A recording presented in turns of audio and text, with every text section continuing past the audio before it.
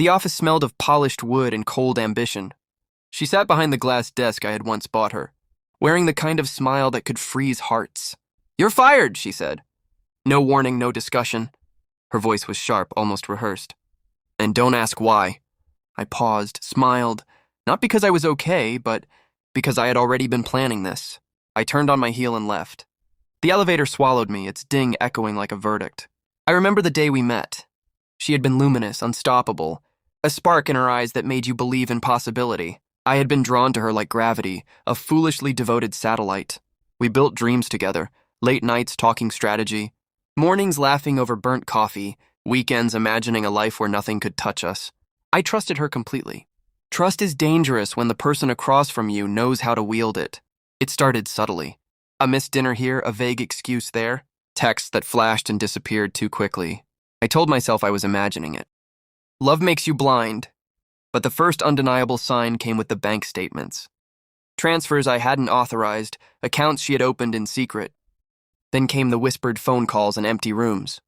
By the time I saw her with him, the evidence was irrefutable. She had been building a life of betrayal, one calculated move at a time. Shock hit first, but it was quickly replaced with clarity. Rage is easy. Strategy is harder. I needed precision, not chaos.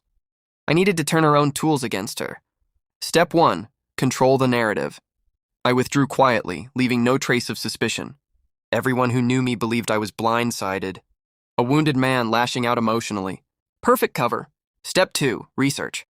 Every contract she signed, every shareholder meeting, every financial disclosure.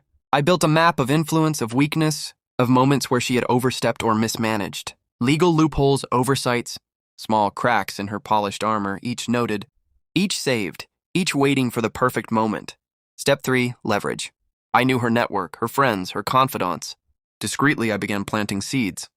Nothing obvious. A tip here, a suggestion there. I let the law, the company's internal auditing, and her own arrogance do the work. The months passed. I watched from a distance as she rose, untouchable in the public eye, crowned CEO while the skeletons of the shareholders' meeting.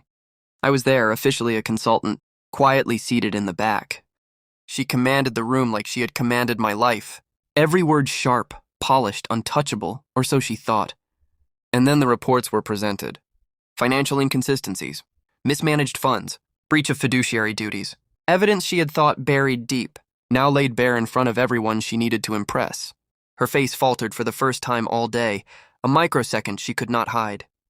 I watched it carefully, noting the exact moment she realized her fortress was collapsing. When the board finally spoke, it was clinical, decisive.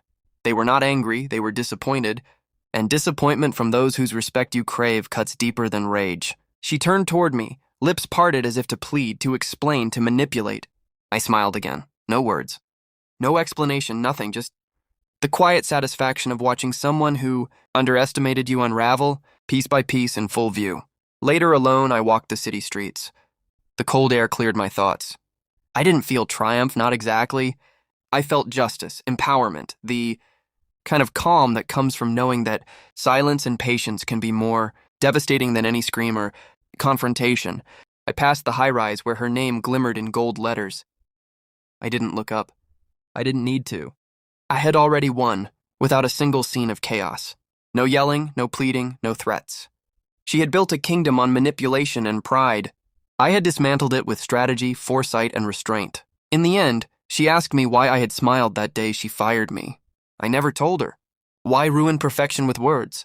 Some victories are too clean, too complete to be spoiled by explanation. I had loved her deeply. I had trusted her completely. And when betrayal came, I didn't break. I rebuilt, with patience, with precision, with the kind of quiet vengeance that leaves nothing to chance. Sometimes justice doesn't roar. Sometimes it walks away with a smile, leaving the betrayer to stare into the ruins of their own making. And that day, as I disappeared into the crowd, I smiled again. Not out of malice, not out of anger, but because I knew I was free. And she, for the first time, understood what that really meant.